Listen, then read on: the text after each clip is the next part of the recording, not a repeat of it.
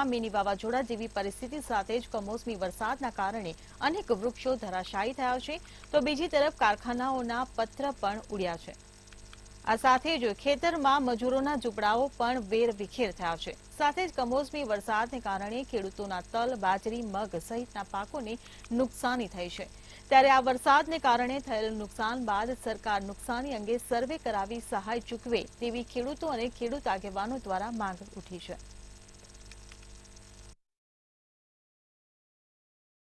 તલ અને મગ આ બે વાવેતર વધારે હતા। કોઈને કમ્પ્લીટ 1-2 દિવસમાં કમ્પ્લીટ થાય એમ હતા, કોઈને વાઢેલું કમ્પ્લીટ પડ્યું છે ખેતરમાં, એ તમે જોઈ શકો છો।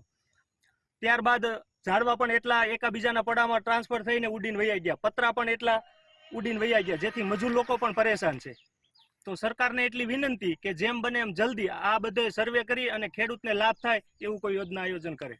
સરકાર તરફથી એટલી જ માંગણી છે કે કાલ અમારે જો આ પાથરા અત્યારે પડ્યા છે, કાલ 4 વાગ્યા પછીનો ફૂલ વાવાઝોડો સાથે વરસાદ આવેલો હતો, એમાં બધા પાથરા અત્યારે પાણીમાં પલળી ગયેલા હતા અને નુકસાની તો હોય 100% નુકસાની જ છે અત્યારે, કેમ કે આમાંથી અમે કાંઈ 1% અમે અત્યારે કાંઈ લીધું નથી। સરકારને અમારી એટલી જ વિનંતી છે કે વહેલી તકે સર્વે કરવામાં આવે અને આનું કંઈક વળતર ચૂકવી આપવામાં આવે। જૂનાગઢ શહેરમાં